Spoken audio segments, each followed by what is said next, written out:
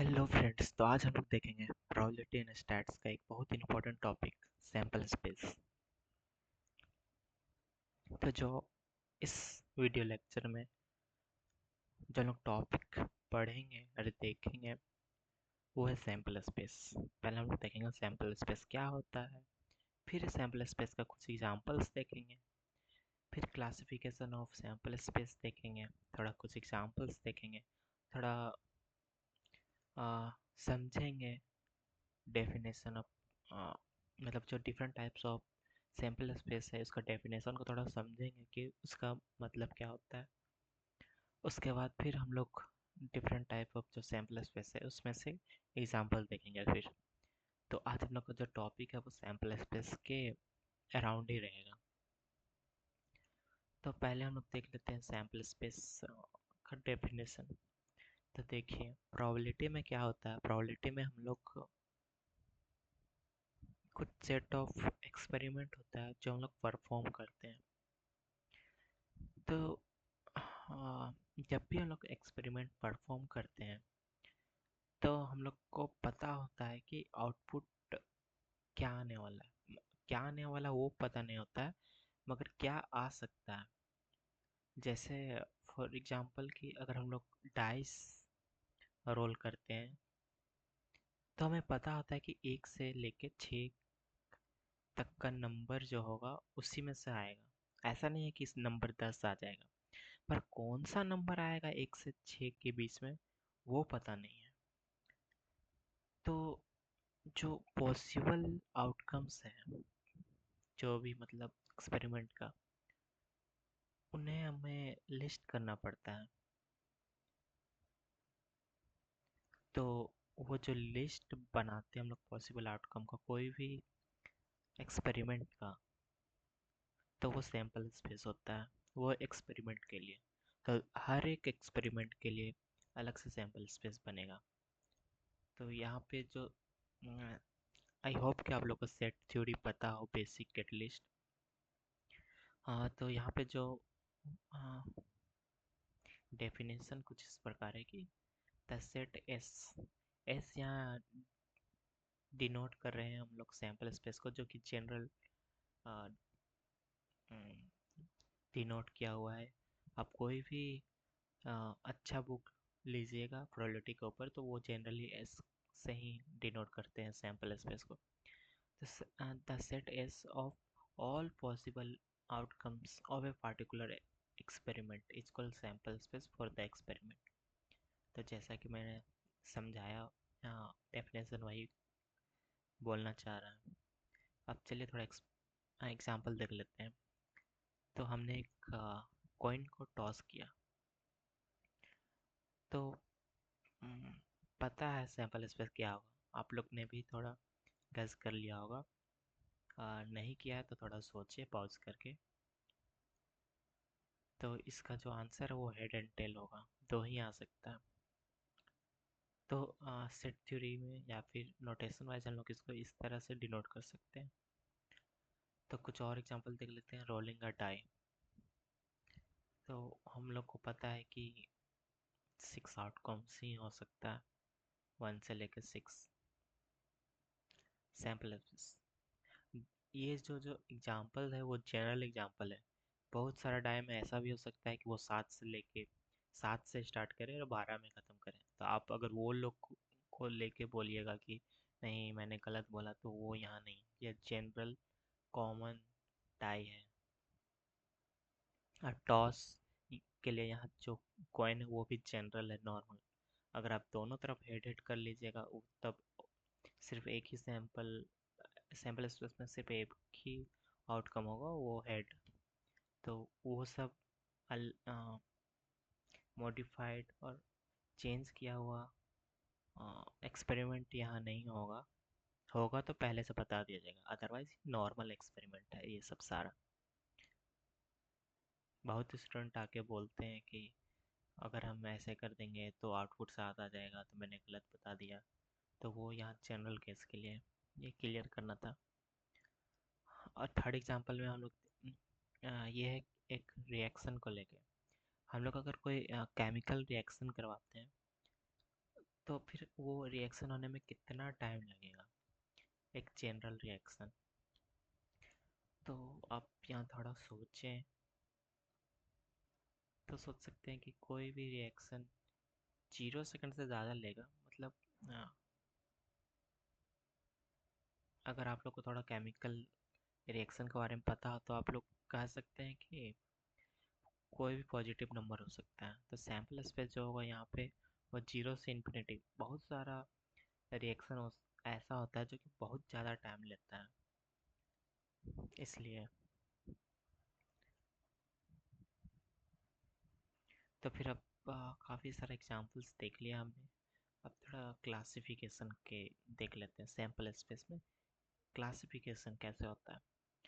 तो देखिए, sample space अगर आप लोग सेट थ्योरी पढ़े हो तो उसमें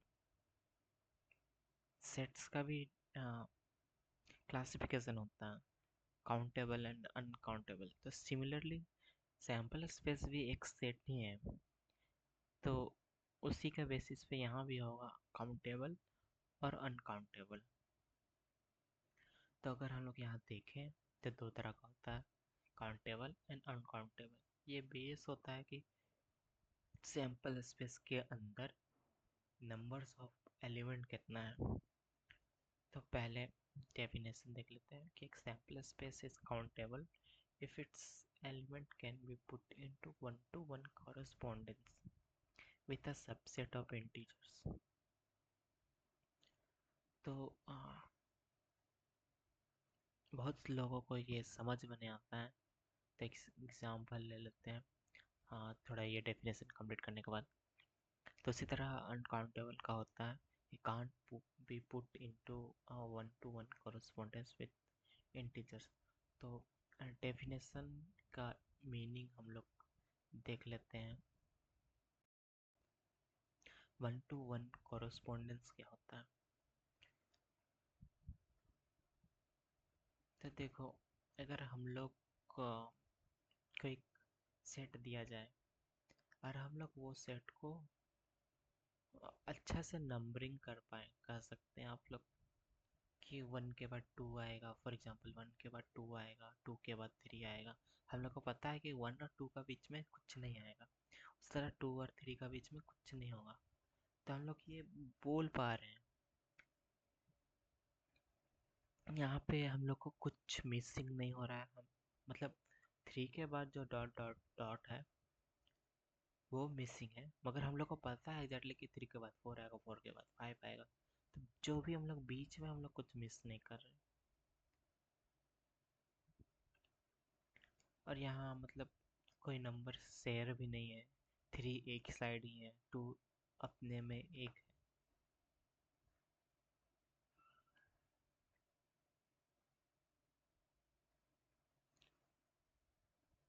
अगर हम लोग बता पा रहे हैं कि फर्स्ट में ये है, सेकंड में ये है, थर्ड में ये है, सीक्वेंस वाइज, तो फिर वो सेट काउंटेबल होगा।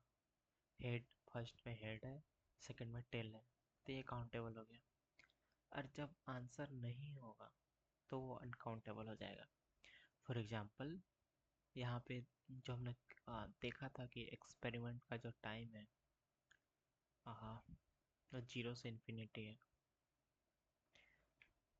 तो हम लोग फॉर एग्जांपल, आप कोई भी नंबर ले लीजिए, आप पूरा नहीं बता, जैसे यहाँ पर हम ले लेते हैं 0 के बाद 1, बट 0 और 1 का बीच में हो सकता है 0.1, लेकिन 0 और 0.1 का बीच में भी हो सकता है 0.01।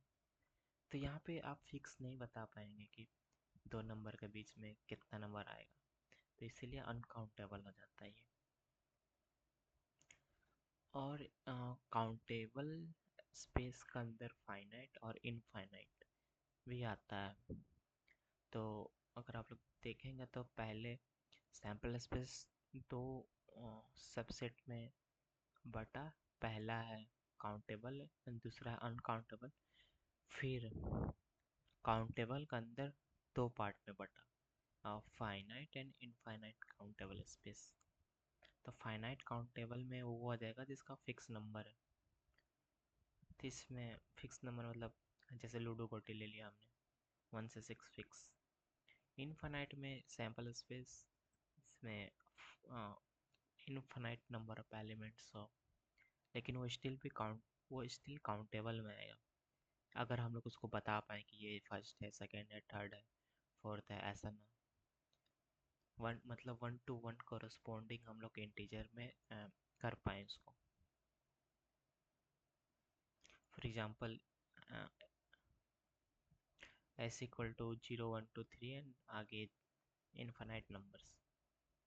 ना हम लोग को डिफरेंट टाइप्स ऑफ जो क्लास सैम्पल स्पेस पढ़े उसका कुछ एग्जांपल्स देख लेते हैं। जो हमने पहले एग्जांपल्स देखा उसी को देखेंगे। तो हम लोग कॉइनिंग का सैम्पल स्पेस देखे थे, तो आप लोग बताइए ये किसके अंडर आएगा? Countable, uncountable? काउंटेबल है तो फिर फाइनाइट, इनफाइनाइट। तो होपफुली आप लोग ने सही आंसर दिया होगा, ये काउंटेबल है और फाइनाइट है। ये भी आप लोग ने सही दे दिया होगा, रोलिंग अ डाई का।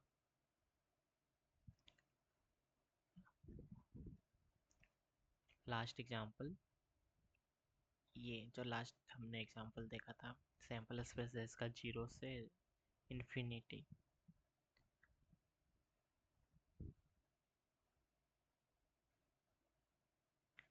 इसका कौन सा होगा? ऑब्वियसली अनकाउंटेबल, क्योंकि मैंने डेफिनेशन के एग्जांपल में ही ये दिखा दिया था आप लोग को। क्यों? क्योंकि हम लोग इसको 1 to 1 कोरस्पोंडेंस नहीं लिख सकते हैं। अगर आप लोग को इस पे कंफ्यूजन है तो आप लोग कमेंट करें, मैं आ, इस पे एक और वीडियो काफ़ी सारे एग्जांपल्स लेके बताऊंगा कि 1 to 1 कोरस्पोंडेंस एग्जैक्टली कैसे है या फिर कैसे नहीं है। तो एक और यहाँ पे, अगर हम लोग ये जो सैंपल स्पेस का डेफिनेशन चेंज कर दें, अगर रिएक्शन को हम लोग, जैसे अगर 1.5 सेकेंड पे रिएक्शन कोई ख़त्म हो रहा है तो हम लोग उसको राउंड अप करके 1 या 2 कर दें, या 1.9 सेकेंड में कोई एक्सपेरिमेंट ख़त्म हुआ तो हम लोग उसको राउंड करके 2 सेकेंड कर दें। तो इसी तरह अगर हम लोग करें और सैंपल स्पेस को हम लोग इंटीजर ले लें, तब ये काउंटेबल हो जाएगा।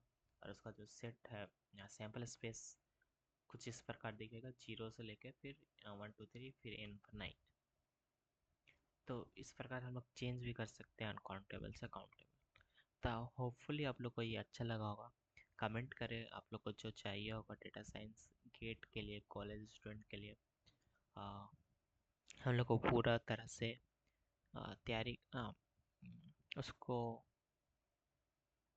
वीडियो में बनाने का कोशिश करेंगे। आ, हमारा जो आ, एक टीम है वो गेट डेटा साइंस स्टूडेंट्स के लिए फ्री मेंटरशिप कर रहे हैं।